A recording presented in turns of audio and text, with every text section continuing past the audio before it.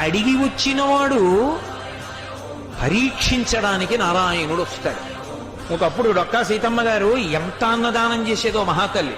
ఓ బ్రాహ్మణుడు వచ్చాడు, కూర్చోబెట్టి అన్నం పెడుతోంది. ఆయన అన్నాడు, నాకు పెళ్ళవలేదు, ఇన్నాళ్లకు పెళ్లి కూతురు ఒప్పుకుంది చేసుకుంటానని, కానీ బంగారు ఆభరణం ఏదైనా పెట్టమంది, ఏదైనా ఆభరణం ఇస్తే అన్నం తింటా, లేకపోతే తిన్నన్నాడు.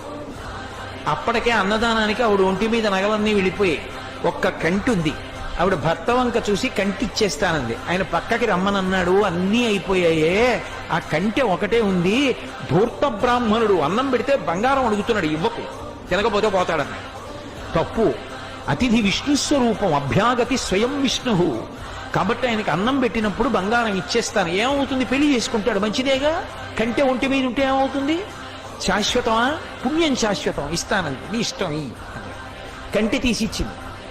ఆ కంటె తీసుకెళ్లి అరిటాక్ కింద పెట్టి ఆయన అన్నం తినేశాడు సంతోషంగా. ఉత్తరాపోసనం పట్టాడు, చేయగడుక్కోవడానికి బయటికి వెళ్ళాడు. ఊరంతా కలిపి ఎంత ఉంటుంది ఆ గన్నవరం. కాబట్టి ఆ బంగారు కంటె కనపడింది ఆకెత్తుతూ ఉంటే సీతమ్మ గారికి. అయ్యో వెర్రి బ్రాహ్మడు కంటె మరిచిపోయాడని పరిగెత్తుకెళ్ళారు పిలుద్దామని.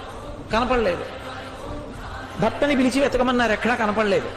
అయ్య బ్రాహ్మణుడు ఇంత కంటె అడిగాడు, వెళ్ళిపోయాడని పడుకుని నిద్రపోయారు. ఆవిడికి కలలో శ్రీ మహావిష్ణువు కనపడ్డారు.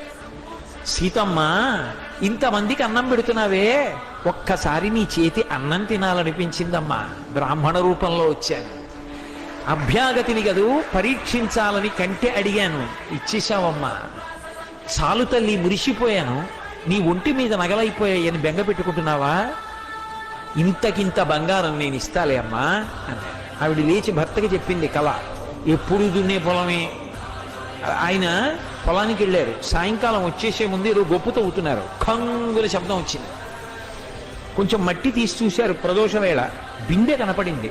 ఉత్తరీయంలో మూట కట్టి ఇంటికి తీసుకొచ్చి మూత విప్పి చూశారు. బిందె నిండా బంగారు కాసులు. అంత ఐశ్వర్యం ఇచ్చేశారు శ్రీ మహావిష్ణువు.